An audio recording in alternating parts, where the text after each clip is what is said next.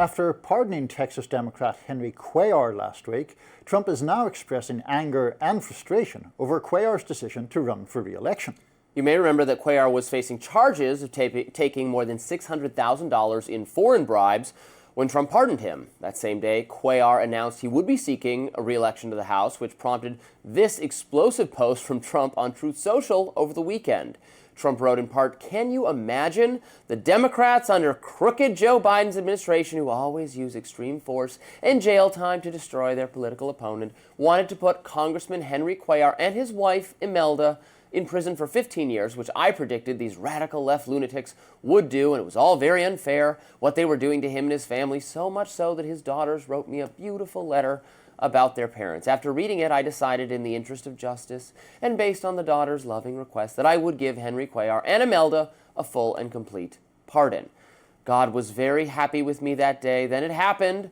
Only a short time after signing the pardon, Congressman Henry Cuellar announced he will be running for Congress again, the great state of Texas, as a Democrat, continuing to work with the same radical left scum that just weeks before wanted him and his wife to spend the rest of their lives in prison and probably still do. Such a lack of loyalty, something Texas voters and Henry's daughters will not like. Oh well, next time, no more Mr. Nice Guy. Cuellar, for his part, said the pardon came as a surprise and thanked President Trump. But on Wednesday, he insisted, quote, "Nothing has changed. I'm a good old conservative Democrat." In response to Trump's Truth Social post, Brian Krasenstein posted to X in part, quote, "Trump just showed his hand. Trump just completely lost it because of his lack of loyalty. He just admitted that he pardoned people for loyalty."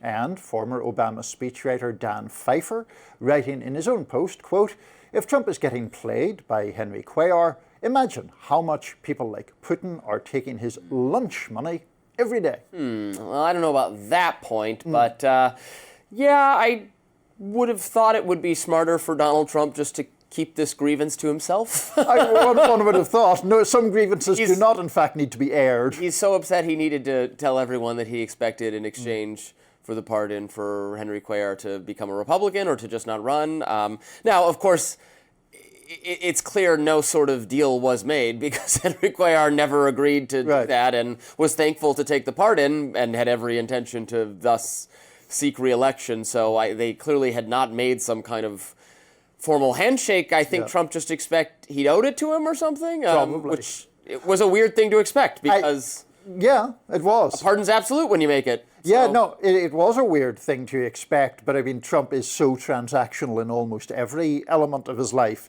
that I'm not all that surprised. The other thing about that Truth Social post is that I know he's always had his particular style of tweeting or truthing, but they seem to be becoming slightly more unhinged to me. Think God was very happy with me that day.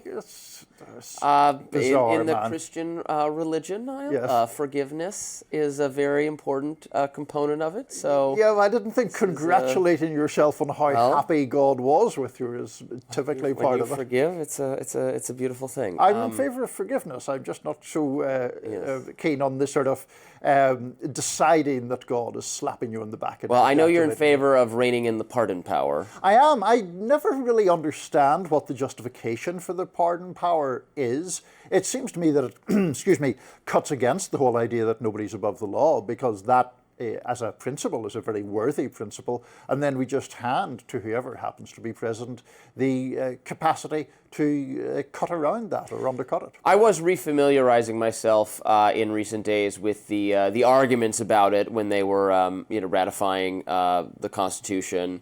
The various there were some people who thought it was too absolute among the founders, thought that it should be constrained by Senate having to sign off on it. You know, we've talked about this before, and I've always said what I like about the unfettered nature of it is there are some people who are just radioactive, but who, for a various reason, got a raw deal through the criminal justice system.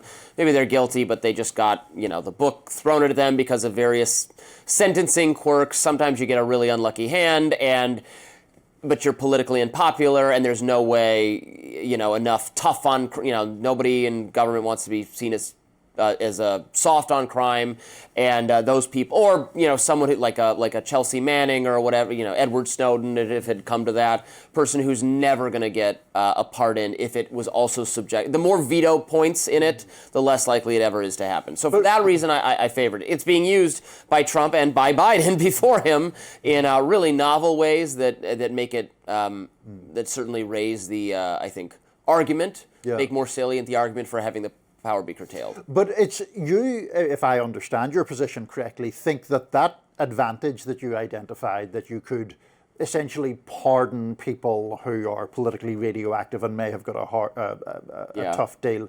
You think that potential good outweighs the potential bad of sort of pardoning people who have done legitimate wrongs, who are just affiliated with you in some way? Because to me, it doesn't seem that way. Well, I tend toward that thinking under the kind of basic principle of Enlightenment justice, that it's better 100 guilty men go free than one innocent man go to prison. That we designed a system. Our philosophy is to design a system whereby it is more important to protect the innocent or not have unduly harsh punishment for people. The desire to do that outweighs the desire to punish the guilty is a part of our philosophical tradition that resonates with me. Yeah, I'm not, again, I'm not defending this to the death. If you had to have, I don't know, the Senate has to do a 50%, 51% vote to agree with it. Yeah, might be a perfectly fine quirk if we were to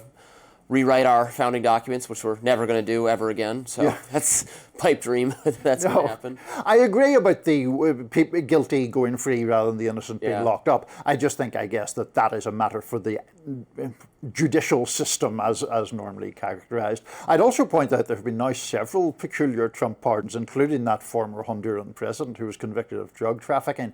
And there's a lot of questions around exactly how are these people getting pardons? They're just throwing themselves on Trump's good graces. The daughter writes a nice note. That's how it happens. This is as evidence of anything that maybe there was no agreement made whatsoever. It was just moved by the Christmas spirit, Niall. Skeptical, to say the least.